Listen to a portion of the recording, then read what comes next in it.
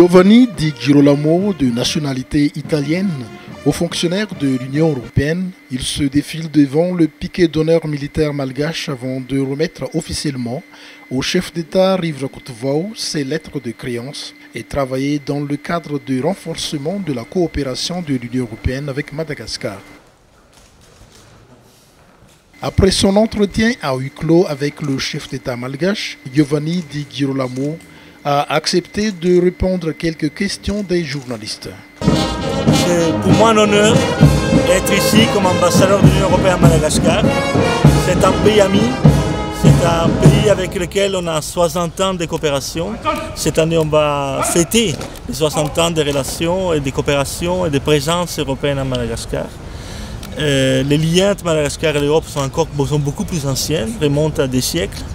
Et c'est un pays avec une culture extraordinaire et qui a un potentiel extraordinaire.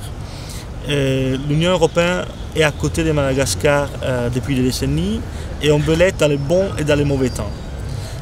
On est avec un grand programme de coopération, mais encore on est à côté de la démocratie malgache dans le processus électoral. L'objectif qu'on a, c'est contribuer au renforcement institutionnel du pays, à la continuité institutionnelle, mais aussi le fait que les élections se déroulent de la façon la plus transparente et correcte possible. C'est pour ça qu'on est en train de déployer une mission d'observation électorale sur demande du gouvernement de Madagascar, qu'on a accueilli avec enthousiasme, pour faire notre partie à côté du peuple malgache, des amis malgaches, pour que la démocratie de Madagascar se renforce. L'Union européenne n'a pas de candidat, notre candidat est la démocratie. Et donc, ce qu'on veut, c'est que le peuple malgache soit rassuré que les élections se déroulent de la façon correcte et que qui soient les gagnants aient la légitimité nécessaire pour faire face à tous les défis économiques, politiques, sociaux du pays.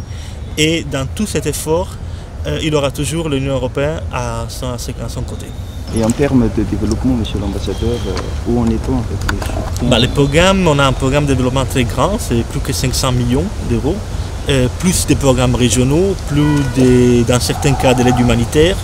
Donc notre projet, on a des axes, c'est le renforcement des infrastructures du pays. Le pays a besoin pour profiter de son potentiel de renforcer sa base infrastructurelle. On a aussi un programme lié à la gouvernance, qui est très important, une composante, et aussi une composante de développement rural, parce qu'une partie importante du potentiel de Madagascar, c'est dans le secteur agricole. Donc évidemment, avec une population qui s'accroît, il faut donner à tout le monde la possibilité de vivre et d'avoir accès à une alimentation correcte.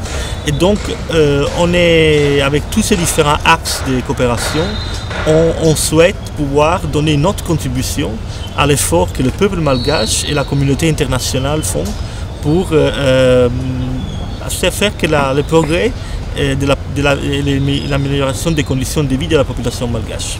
L'actuel ambassadeur de l'Union européenne à Madagascar et Comores est titulaire d'un diplôme universitaire en sciences politiques de l'Instituto Universitario Oriental de Naples en Italie, formation post-universitaire en économie, relations internationales, diplomatie et droit international. Il parle 5 langues dont le français, l'anglais, l'espagnol et le portugais.